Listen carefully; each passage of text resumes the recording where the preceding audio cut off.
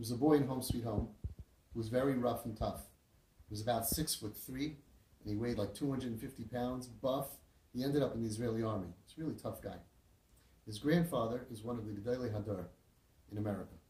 And I arranged for him the day before Erev Rosh Hashanah to go to meet his Zaidi for the first time in a long time. This kid was totally not religious, Machal Shabbos B'Fahasia, for 8 years. He told me that he didn't fast Yom Kippur starting the age of 14. He's now 22, 23, totally gone, and has been through Gehenna, a horrible, terrible life. So I got him an appointment by his Zaidi, 9 o'clock in the morning, the day before Erev Rosh Hashanah. And I drove to Borough Park to go bring him to his Zaidi. On the way there, all of a sudden, he's talking to me.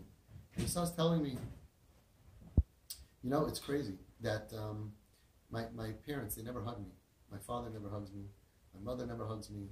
You know, my grandparents, I appreciate them. They're really emistic and good people. They're really, you know, they're real. But like, who doesn't hug their grandchildren? And I'm sitting here talking to this rough, tough guy, and I'm like, why is he talking about hugs? Hugs and hugs and hugs. And he doesn't hug. My mother doesn't hug. My father doesn't hug. Who doesn't hug their kids? Who that? And he's talking about hugs and hugs. So I parked the car. I went in with him to the Zaidi. I sat at the table. And then I said, okay, I'll be back later on. I'm going to a doctor's appointment. I got in my car. The first thing I did was I called his mother. She picked up right away. It was a miracle. I said, listen, your son's telling me about hugs. You don't hug your kids? She said, listen, by us, it's very Chassidish family. By us, the mothers don't hug the sons over 13. And actually in our family, the minhag is that my husband also doesn't hug the boys over bar mitzvah. But my husband once did hug him, actually. He once, even in the airport, in public, he once hugged him. I said, well, what about your shver? The Goyim, the Gadol, the Tzaddik Hadar, one of the oldest Gedolim we have in our generation today. What about your shver? She says, why don't you ask him? So I was really uncomfortable. I didn't know what to do. After an hour, I went back in, and I got into the house, and I wanted to let the Zaidi know that I want to tell him something, but I didn't want it to be obvious to this kid, because then he'll know, you know. So the kid was, I came in behind him. He was like looking the other way, and I went like this to the Gadol, you know. I have to tell you, see, I felt so bad.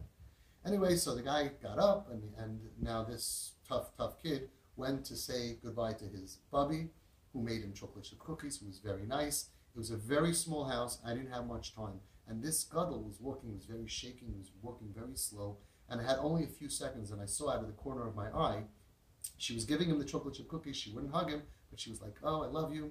She was like blowing a kiss, and he was waving goodbye. I had a few seconds. I just had a few seconds. So I whispered into this Gadol's ear, a bengtzach for a hug.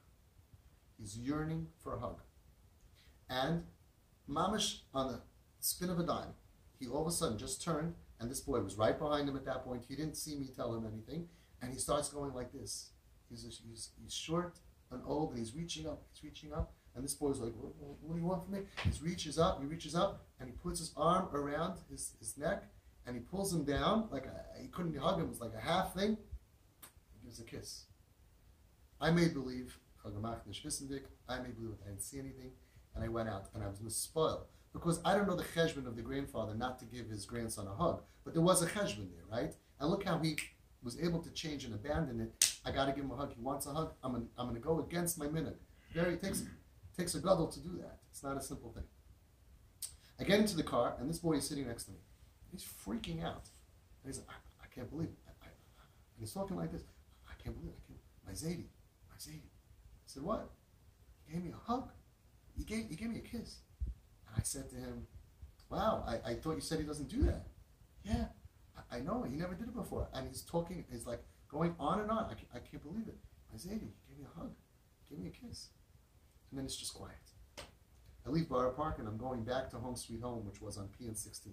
So I get to Ocean Parkway, I'm going down Ocean Parkway, it's just quiet.